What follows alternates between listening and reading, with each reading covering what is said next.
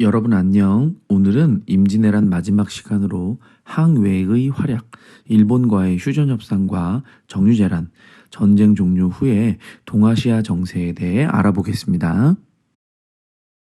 강의를 시작하기 전에 앞서 저번 시간에 이순신의 한산대첩과 권율의 행주대첩을 공부했는데요.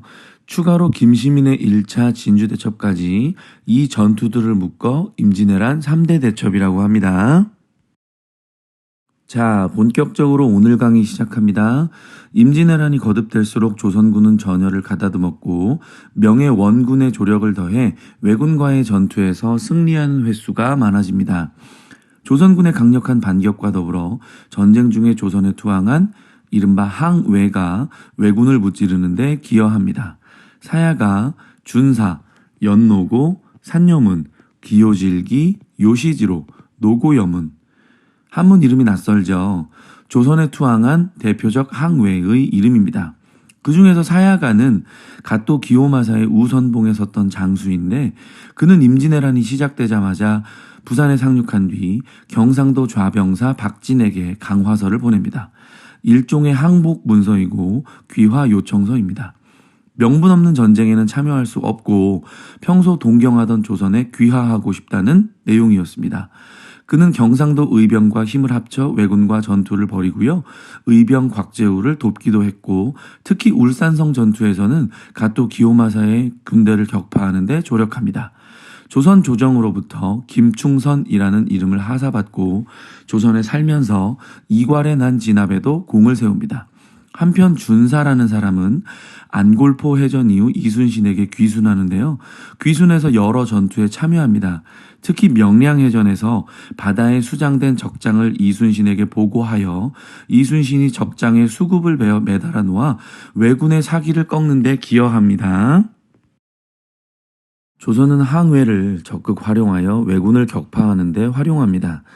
사실 항해는 사야가나 준사처럼 신념을 가지고 투항하기도 하고 보급로가 차단되어 제대로 된 전투를 치를 수 없게 된 상황, 조명연합군에게 연이은 패배를 당하며 전투 의지가 소실된 것 등의 여러 가지 이유로 조선에 귀순합니다. 조선은 이들에게 조총 제작을 명하기도 해서요. 전쟁 발발 1년여 만에 조선이 조선만의 스타일의 조총을 만듭니다.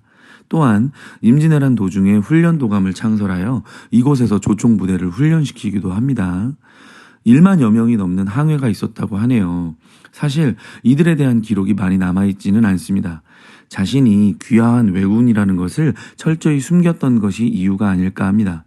우리는 이제 이들을 귀화 조선인이라고 하기보다 조선을 지키기 위해 노력했던 찐 조선인으로 인정해야 되지 않을까요?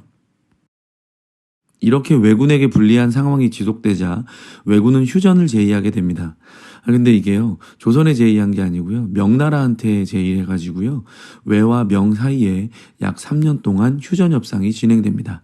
결론적으로 말씀드리면 휴전은 성사되지 않았고요, 왜군이 1597년 조선을 재침공하는 정유재란이 벌어지게 됩니다. 사실 휴전이 제대로 성사될 수 없었던 이유가요, 왜의 무리한 요구 때문이었습니다. 대표적으로 조선의 충청도, 전라도, 경상도, 경기도를 왜의 영토로 넘길 것, 조선의 왕자들을 인질로 보낼 것, 명의 공주를 풍신수길의 첩으로 보낼 것 등입니다. 안 그래도 전황이 불리해진 왜군이 이런 요구를 하고 있는데요. 전세가 어느 정도 대등해진 조선은 이것들을 수용할 수 없었겠죠. 휴전 협상은 결렬되며 다시 전쟁이 시작됩니다. 왜군의 재침략에 대비하여 조선은 군사체계를 개편합니다. 앞서 말씀드렸던 훈련도감을 설치하며 조총을 다루는 군사인 포수, 창과 검을 다루는 살수, 그리고 활을 쏘는 사수, 즉 삼수병을 구성하여 이전보다 강력한 군대를 양성합니다. 이들은 급료를 받는 직업군인이었습니다. 또한 7천량 해전으로 대패한 수군을 재정비한 이순신은 진도 앞바다 울돌목, 명량에서 외선 133척 또는 333척을 물리치는 대승을 거두며 조선은 왜군에게 조선을 넘볼 수 없음을 분명히 일깨워줍니다. 1598년 9월 18일 도요토미 히데요시가 사망하자 고니시 유키나가는 본국으로 빨리 돌아가 자신의 세력을 규합하여 권력을 차지하려고 철수를 결정합니다. 그렇지만 조선의 입장에서는 얘네들이 곱게 본국으로 돌아가는 것은 정말 말도 안 되는 일이잖아요. 그렇지만 고니시는 명나라 진린에게 뇌물을 주며 자신이 탈출할 수 있도록 도와달라고 합니다. 고니시를 돕기 위해서 사천, 남해, 거제, 부산에 있던 왜군들이 연합함대를 구성하여 고니시 구출 작전을 시행합니다. 1598년 11월 19일 노량 앞바다에서 임진왜란의 마지막 전투 노량해전이 벌어집니다. 외선 200여 척을 격침시키고 100여 척을 노획하는 등의 전과를 올리지만 안타깝게도 이순신 장군이 적의 총탄에 맞아 전사합니다. 전방급 신물원 아사. 지금 전투가 화급하니 나의 죽음을 말하지 말라. 이순신 그는 정말 도덕 그 잡채였습니다. 이로써 7년간의 참혹했던 전쟁은 막을 내립니다. 임진왜란으로 우리 조선은 많은 수의 백성들이 죽거나 다쳤고요.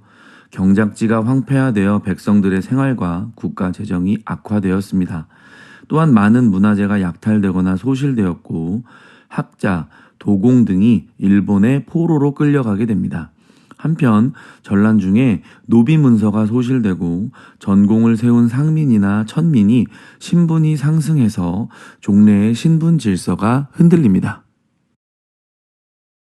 일본은 2인자였던 도쿠가와 이에야스가 에도 막부를 수립하고 조선의 국교 재개를 요청합니다.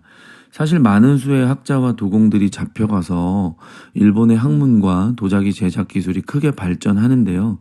일본의 아리타 도자기가 유럽에서 큰 인기를 끌었는데요. 이것은 임진왜란 때 포로로 잡혀간 이삼평과 그 후손이 일구어낸 성과입니다. 아무튼 말입니다. 조선은 일본의 요청을 받아들였고 광해군 때 기후약조를 통해 제한적 무역을 허용합니다. 명은 만력제의 파병 진행시켜 즉 원군 파병의 여파로 쇠락의 길을 걷게 되며 신흥 강자로 부상하던 만주 지역의 여진족 누르아치가 건국한 후금에 의해 지속적인 압박을 받게 됩니다. 지금까지 3번에 걸쳐 임진왜란에 대해 살펴보았습니다. 전쟁은 평범한 일상을 앗아가는 끔찍하고 참혹한 비극입니다. 전쟁 이후에도 조선은 임난의 교훈은 까맣게 잊고 쇠락해가는 명과 후금 사이에서 오락가락하는 외교 정책을 펼칩니다. 다음 시간에는 광해군과 인조의 외교 정책을 중심으로 광해군, 인조에 대해 공부해 보겠습니다.